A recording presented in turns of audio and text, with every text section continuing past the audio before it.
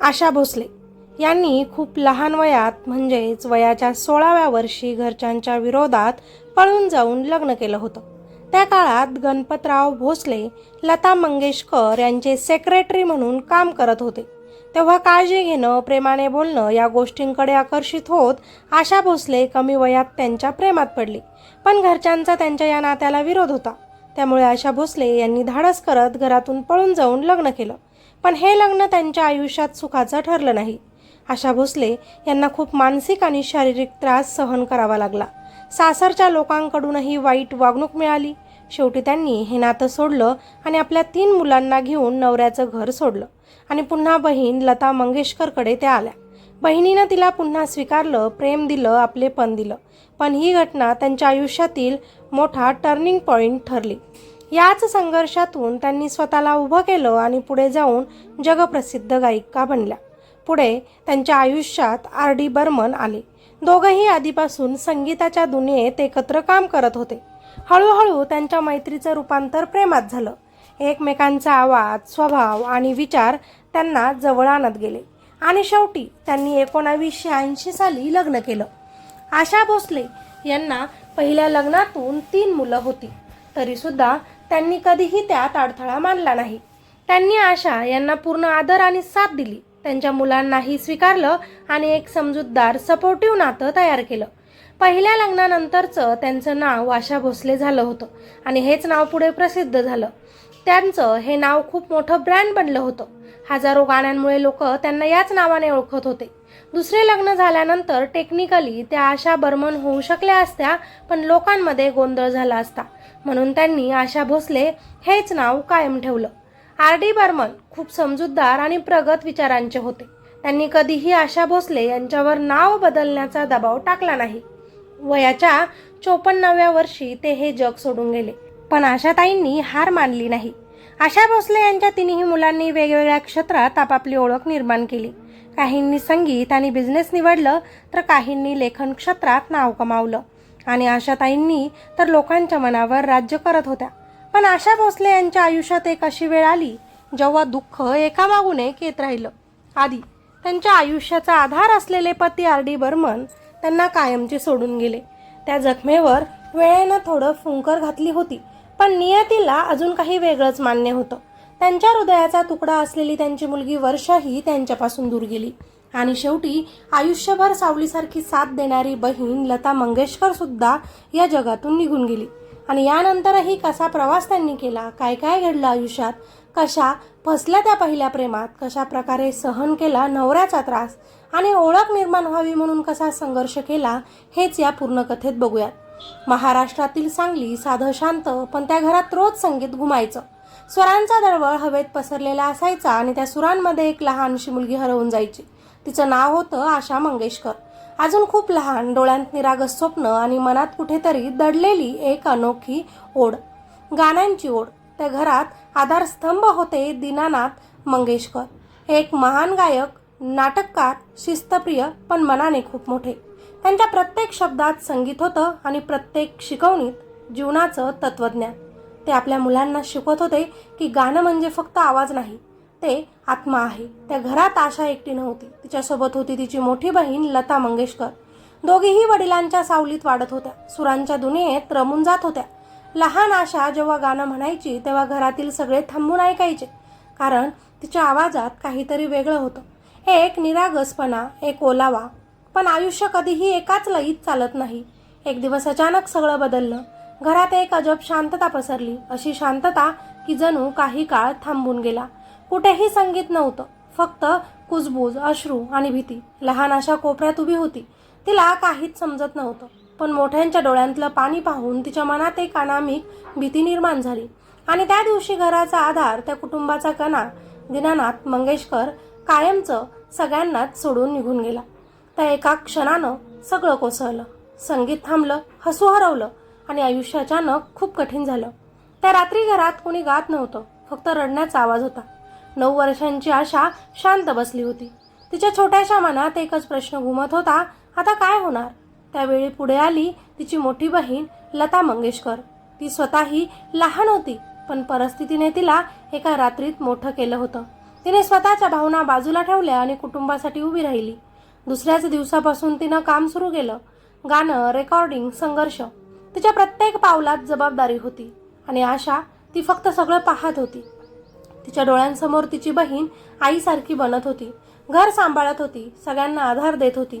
पण आशाच्या मनात एक गोंधळ होता की मी काय करू. ती अजून लहान होती, पण परिस्थितीने तिलाही शांत बसू दिलं नाही. एक दिवस ती हळूच गाणं गाऊ लागली. तिचा आवाज अजूनही गोड होता, पण आता त्यात वेदना मिसळल्या होत्या. त्या सुरांमध्ये हरवलेलं बालपण होतं, तुटलेलं मन होतं. लता, तिने ते गाणं ऐकलं. काही क्षण काहीच बोलली नाही, फक्त तिच्याकडे पाहत राहिली आणि मग शांतपणे म्हणाली, तुझ्या आवाजात ताकद आहे. त्या एका वाक्यानं आशाच्या आयुष्याला दिशा मिळाली. त्या दिवसापासून तिच्या मनात एक छोटासा दिवा पेटला की मी पण गाणार. पण पुढचा प्रवास सोपा नव्हता. गरिबी, संघर्ष, जबाबदाऱ्या, प्रत्येक पावलांवर अडथळे होते. लहान वयातच तिला समजलं होतं की आयुष्य हे स्वप्नांसारखं सुंदर नसतं. ते लढायचं असतं, जिंकायचं असतं आणि कधी कधी स्वतःलाच हरवून पुढे जावं लागतं. दिवस जात होते, आशा मोठी होत होती, पण तिच्या मनात एक रिकामी जागा कायम होती. वडिलांची, त्या प्रेमाची, त्या आधाराची आणि कदाचित त्या वेदनेनंच तिच्या आवाजाला एक वेगळं रूप दिलं होतं. पण लोक तिला लताची बहीण म्हणूनच ओळखत होते आणि तिला मात्र स्वतःची ओळख तयार करायची होती. आणि हेच वादळ तिच्या मनात उसळत होतं आणि याच तिच्या भावनांचा कुणीतरी गैरफायदा घेतला. मी सगळं ठीक करेन, मी तुझी मदत करेन, तुला प्रसिद्धी मिळवून देईन, असा म्हणणारा वयाने मोठा व्यक्ती तिच्या आयुष्यात आला. तो म्हणजे गणपतराव. बोलण्यात अतिशय गोड आणि वागण्यात प्रेमळ, तिची काळजी घेणारा. त्याच्या शब्दांमध्ये इतकी जादू होती की आशाला वाटायला लागलं, हा माणूसच आता माझा आधार आहे, माझं सगळं काही आहे. पण घरात मात्र परिस्थिती वेगळी होती. लता मंगेशकर तेव्हा संघर्ष करत होती, सगळं काही सांभाळत होती आणि आशासाठीही एक सुरक्षित भविष्य घडवण्याचा प्रयत्न करत होती. पण आशाच्या मनात प्रेमाचं बीज आधीच रुजलं होतं. घरी समजल्यावर तिला त्याच्यापासून दूर राहण्यास सांगितलं गेलं होतं. त्या नात्याला विरोध केला गेला होता, पण आशाने कुणाचंच ऐकलं नाही.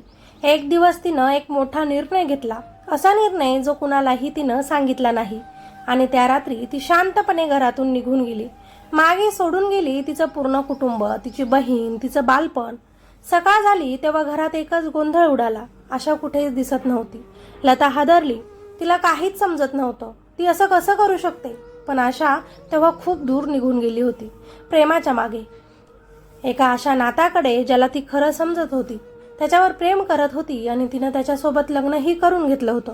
काही दिवस सगळं स्वप्नांसारखं वाटत होतं. तिला वाटलं आता मला माझं जग सापडलं. पण हळूहळू वास्तव्य समोर यायला लागलं. त्या माणसाचं खरं रूप दिसायला लागलं. प्रेम हळूहळू बदलायला लागलं. काळजीचं रूप नियंत्रणात आणि शब्दांचं रूप टोमण्यात. आशा गोंधळली. हा तोच माणूस आहे का ज्याच्यासाठी मी सगळं सोडलं. दिवसेंदिवस परिस्थिती कठीण होत गेली. घरातील वातावरण बदललं. आदर कमी झाला आणि अपमान वाढू लागला. कधी शब्दांनी, कधी वागण्यातून. ती आतून तुटत चालली होती. पण परत जाण्याचा मार्ग तिला दिसत नव्हता, कारण तिने मागे सगळं जाळून टाकलं होतं. समाजाचे टोमणे सुरू झाले होते. पळून जाऊन लग्न केलं, आता भोग.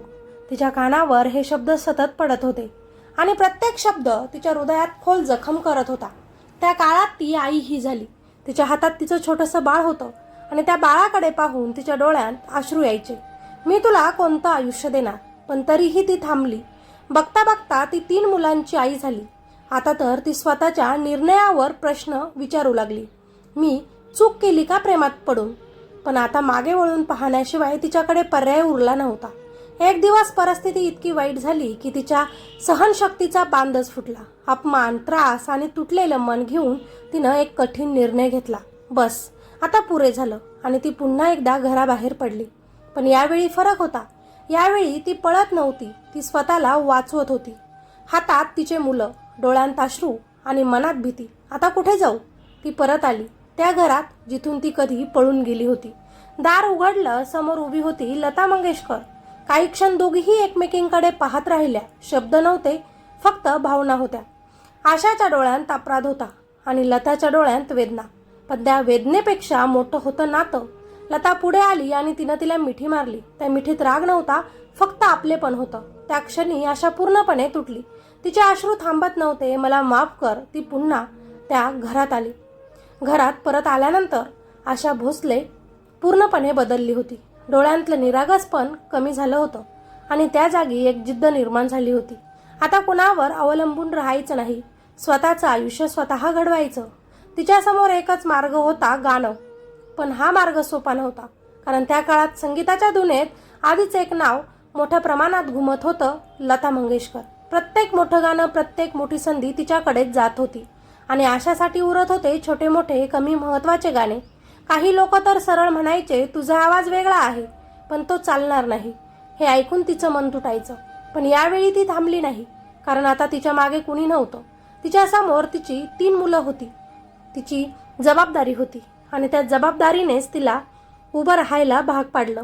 दिवसेंदिवस ती स्टुडिओच्या दारात उभी राहायची, ऑडिशन द्यायची. कधी नकार मिळायचा, कधी संधी मिळायची, पण त्या संधी लहान असायच्या.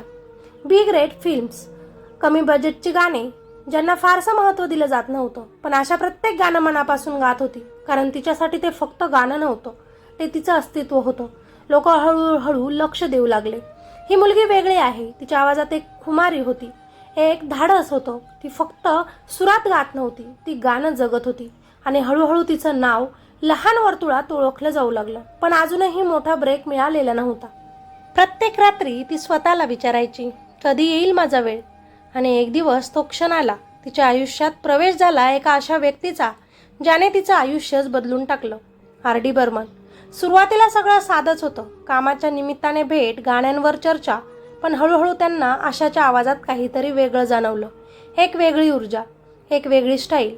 त्यांनी तिला एक संधी दिली आणि आशानं ती संधी दोन्हीही हातांनी पकडली. त्या दिवशी स्टुडिओमध्ये ती उभी होती. हात थरथरत होते, पण मनात एक आग होती. हीच वेळ आहे. तिनं गाणं सुरू केलं.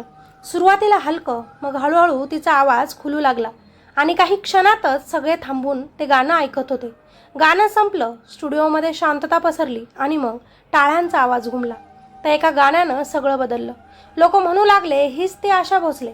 तिच्या आवाजाची चर्चा सुरू झाली, तिच्या स्टाईलची नक्कल होऊ लागली आणि हळूहळू ती सावलीतून बाहेर येऊ लागली. आता ती फक्त लता मंगेशकरची बहीणच नव्हती, ती स्वतःचीच ओळख बनवत होती. तिचं प्रत्येक गाणं वेगळं असायचं, कधी रोमॅन्टिक, कधी खट्याळ, कधी वेदनांनी भरलेलं. ती प्रत्येक भावनेला आवाज देत होती आणि लोक त्या आवाजात हरवून जात होते. पण या यशामागे तिचा संघर्ष लपलेला होता. ते दिवस जेव्हा तिला नाकारलं गेलं, त्या रात्री जेव्हा ती रडत झोपली, ते क्षण जेव्हा तिला वाटलं मी काहीच नाही. आणि आज ती सगळ्यांनाच उत्तरं देत होती, तिच्या गाण्यांमधून, तिच्या यशातून, तिच्या अस्तित्वातून. यशाच्या त्या टप्प्यावर पोहोचल्यावर आशा भोसलेंचं आयुष्य पूर्णपणे बदललं होतं. आता ती फक्त संघर्ष करणारी एक मुलगी नव्हती, ती एक नाव बनली होती, एक आवाज बनली होती. तिच्या गाण्यांशिवाय चित्रपट अपूर्ण वाटू लागले होते. स्टुडिओच्या बाहेर रांगा लागायच्या. निर्माता, दिग्दर्शक, संगीतकार सगळ्यांनाच तिचाच आवाज हवा असायचा. पण या सगळ्या प्रकाश झोतात एक गोष्ट कायम तिच्यासोबत होती, ते म्हणजे एकटेपण. कारण जेव्हा दिवसभराच्या गोंधळानंतर ती एकटी बसायची, तेव्हा तिच्या मनात भूतकाळ परत यायचा. ते तुटलेलं लग्न, तो अपमान, ते दिवस जेव्हा ती पूर्णपणे एकटी होती. आणि कदाचित म्हणूनच जेव्हा तिच्या आयुष्यात पुन्हा एकदा प्रेम आलं, तेव्हा ती त्याकडे दुर्लक्ष करू शकली नाही. त्या प्रेमाचं नाव होतं आर.डी. बर्मन. सुरुवातीला फक्त काम, गाण्यांवर चर्चा, संगीताच्या नोट्स. पण हळूहळू त्या दोघांमध्येही एक वेगळं नातं तयार होऊ लागलं. आर.डी. बर्मनला तिच्या आवाजात फक्त सूर नव्हते ऐकू येत, त्याला तिच्या आयुष्याची कथा ऐकू यायची. तिचा संघर्ष, तिची वेदना, तिची जिद्द. आणि कदाचित याच गोष्टींनी त्याला तिच्याकडे ओढलं. आशालाही त्याच्यात एक आधार दिसू लागला, असा आधार जो तिला कधीच मिळाला नव्हता. पण यावेळी ती घाईत नव्हती, कारण तिला माहिती होतं प्रेम सुंदर असतं, पण ते कधी कधी खूप वेदनादायकही ठरतं. दिवस जात होते आणि त्या दोघांचं नातं अधिक गडद होत होतं. गाण्यांमध्ये त्यांची केमिस्ट्री दिसू लागली. प्रत्येक गाणं जणू काही त्यांच्या भावनांचं प्रतिबिंब होतं. लोक म्हणू लागले, ही जोडी काहीतरी वेगळे आहे. आणि शेवटी त्यांनी त्यांच्या नात्याला एक नाव दिलं, लग्न. त्या क्षणी आशाच्या आयुष्यात एक नवीन अध्याय सुरू झाला. यावेळी तिच्यासोबत होता एक असा माणूस जो तिला समजून घेत होता, तिच्या प्रत्येक जखमेवर फुंकर घालत होता आणि तिला तिच्या खऱ्या रूपात स्वीकारत होता. पण आयुष्य नेहमी परिपूर्ण नसतं. प्रसिद्धी, पैसा आणि सततचं काम, या सगळ्यांमध्येही काही गोष्टी अपूर्ण राहतात. कधी वेळ कमी पडतो, कधी भावना व्यक्त होत नाहीत आणि कधी कधी नात्यांमध्ये अंतर निर्माण होतं. तरीही आशा आणि आर.डी. बर्मन एकमेकांसाठी उभे होते. त्यांच्या गाण्यांनी इतिहास रचला. प्रत्येक गाणं सुपरहिट, प्रत्येक सूर लोकांच्या हृदयात बसणारा. आणि या सगळ्यांत हळूहळू एक अजून नातं सुधारत होतं लता मंगेशकर आणि आशा भोसले यांचं. एकेकाळी आलेलं अंतर आता कमी होऊ लागलं होतं. वेळेने सगळं बदललं होतं. गैरसमज विरघळले होते आणि उरलं होतं फक्त नातं, रक्ताचं, प्रेमाचं. दोघीही आपल्या आपल्या मार्गाने यशाच्या शिखरावर पोहोचल्या होत्या, पण आतून त्या अजूनही बहिणीच होत्या. एकमेकींसाठी काळजी घेणाऱ्या, एकमेकींचा अभिमान बाळगणाऱ्या. आणि कदाचित याच टप्प्यावर आशाला जाणवलं की आयुष्य कितीही बदललं, कितीही उंची गाठली, तरी शेवटी माणसाला हवं असतं ते आपले लोक, आपल्या लोकांचं प्रेम आणि शांतता. पण काळ कोणासाठी थांबत नाही. जीव लावणारा नवरा R.D. बर्मन यांचं निधन झालं. नंतर दुर्दैवानं 2012 साली त्यांच्या मुलीचं निधन झालं, जी लेखिका आणि पत्रकार होती. पुढे बहीण लता मंगेशकरही त्यांना सोडून गेली. खूप दुःख बघितलं आशा भोसलेंनी, पण तरी त्या उभ्या राहिल्या, गाणं गात राहिल्या. वय हळूहळू वाढत होतं. काळ कोणासाठीही थांबत नाही आणि आशा भोसले साठीही तो थांबला नाही. एकेकाळी स्टुडिओमध्ये तासनतास उभं राहून गाणारी तीच आशा आता थकायला लागली होती. शरीर साथ देत नव्हतं, पण मन अजूनही तरुण होतं. गाणं अजूनही तिच्या श्वासात होतं. प्रत्येक सकाळी ती उठायची आणि काही क्षणांसाठी का होईना स्वतःशीच हळूच गुणगुणायची. जणू काही ती स्वतःलाच आठवण करून द्यायची, मी अजून जिवंत आहे, माझा आवाज अजून जिवंत आहे.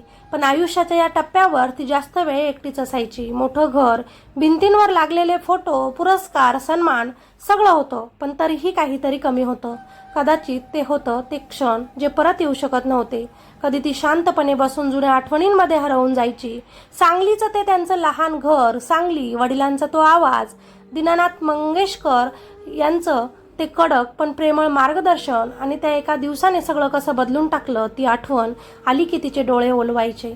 मग तिच्या मनात यायचं तिचं तरुणपण, तो चुकीचा एक निर्णय, ते तुटलेलं नातं आणि त्यातून बाहेर पडण्यासाठी केलेला तो संघर्ष. प्रत्येक वेदना, प्रत्येक अपमान सगळं तिनं पुन्हा एकदा जगून घ्यायचं. आणि मग अचानक तिच्या चेहऱ्यावर एक हलकीशी स्मित यायची, कारण त्या सगळ्या वेदनानंतरचं तिला मिळालेलं होतं तिचं खरं स्थान, तिचं यश आणि तिचं प्रेम. R.D. बर्मन यांची आठवण आली की ती काही क्षण शांत व्हायची. त्यांच्यासोबत घालवलेले ते दिवस, ते गाण्यांचे क्षण, ते न बोलताही एकमेकांना समजून घेणं, सगळं तिच्या मनात जिवंत होतं. पण आता ते सगळं फक्त आठवणींमध्येच उरलं होतं. आणि त्या आठवणींच्या सहवासातच ती तिचं उरलेलं आयुष्य जगत होती. कधी कधी तिची भेट व्हायची लता मंगेशकर यांच्या आठवणींशी. त्या दोघींचं नातं जे कधी तुटलं, कधी पुन्हा जुळलं, पण शेवटी कायमच टिकून राहिलं. बहिणींचं नातं असंच असतं. वेळ काहीही बदलू दे, ते कधीच संपत नाही. पण आता शरीराने साथ सोडायला सुरुवात केली होती. थकवा वाढत होता, श्वास जड होत होता. डॉक्टर, औषधं, विश्रांती हे सगळं तिच्या आयुष्याचा भाग बनत होतं. तरीही तिच्या चेहऱ्यावर एक वेगळीच शांतता होती. जणू काही ती सगळं समजून घेत होती. आता वेळ जवळ आली आहे. एक दिवस ती खिडकीजवळ बसली होती. बाहेर शांत संध्याकाळ होती. आकाशात हलकासा केशरी रंग पसरला होता. ती हळूच डोळे मिटून बसली आणि तिच्या होठांवर पुन्हा एकदा एक गाणं आलं. खूप हळू, खूप शांत, जणू काही ती स्वतःलाच शेवटचं गाणं ऐकवत होती. त्या सुरांमध्ये तिचं पूर्ण आयुष्य होतं. बालपण, संघर्ष, प्रेम, वेदना, यश, सगळं काही. आणि हळूहळू तिचा आवाज कमी होत गेला. श्वास मंदावला आणि एका क्षणी सगळं शांत झालं, कायमचं. त्या दिवशी एक आवाज थांबला, पण त्याचा प्रतिध्वनी कधीच थांबणार नव्हता. कारण आशा भोसले हा फक्त एक नाव नव्हतं, ती एक भावना होती, एक प्रवास होता. आणि त्या प्रवासाने लाखो लोकांच्या हृदयात घर केलं होतं. तिचं शरीर थांबलं, पण तिची गाणी अजूनही जिवंत होती. रेडिओवर, लोकांच्या आठवणीत आणि प्रत्येक त्या व्यक्तीच्या मनात ज्यानं कधी तिचं गाणं ऐकलं होतं. आणि कदाचित म्हणूनच काही लोक कधी मरत नाहीत, ते कायमच आठवणीत जिवंत राहतात. त्यांच्या कलेतून, त्यांच्या आवाजातून आणि त्यांच्या आठवणींमधून. मित्र आणि मैत्रिणींनो, जीवन हे नेहमी सरळ रेषेत चालत नाही. कधी ते आपल्याला आकाशात घेऊन जातं, तर कधी जमिनीवर आपटतं. पण महत्त्वाचं हे नाही की आपण किती वेळा पडलो. महत्त्वाचं हे आहे की प्रत्येक वेळी आपण पुन्हा उभं राहण्याची हिंमत ठेवली का. आशा भोसले यांचं आयुष्य आपल्याला हाच धडा शिकवून जातं. लहानपणी वडिलांचा आधार गेला, तरुणपणी चुकीचे निर्णय झाले, आयुष्याने वारंवार परीक्षा घेतली, पण त्यांनी कधी हार मानली नाही. त्यांनी स्वतःच्या जखमांना ताकद बनवलं आणि स्वतःच्या वेदनांना आवाज दिला. आपणही आयुष्यात अनेक वेळा तुटतो. आपल्यालाही वाटतं की आता सगळं संपलं, पण खरं तर तिथूनच सुरुवात होते. प्रत्येक आधारानंतर एक प्रकाश असतो, प्रत्येक अश्रूनंतर एक हसू असतं आणि प्रत्येक हरवलेल्या स्वप्नांनंतर एक नवीन स्वप्न जन्माला येतं. फक्त गरज असते ती स्वतःवर विश्वास ठेवण्याची. नात्यांमध्ये कधी गैरसमज येतात, लोक सोडून जातात, विश्वास तुटतो, पण तरीही प्रेम कधी संपत नाही. कारण खऱ्या नात्यांची मुळे खूप खोल असतात. जसं लता मंगेशकर आणि आशा यांचं नातं. वेळ, अंतर, परिस्थिती काहीही असो, शेवटी नातं जिंकतं. म्हणून आयुष्यात कधीच कोणासाठी थांबू नका, पण आपल्या माणसांसाठी वेळ काढायला मात्र विसरू नका. कारण यश, पैसा, प्रसिद्धी हे सगळं एक दिवस संपतं, पण आठवणी आणि आपली लोक हेच शेवटपर्यंत सोबत उभे राहतात. आणि शेवटी जर कधी तुम्हाला वाटलं की आयुष्य खूप कठीण झालं आहे, तर लक्षात ठेवा, तुम्ही अजून संपलेले नाही, तुम्ही अजूनही तयार होत आहात.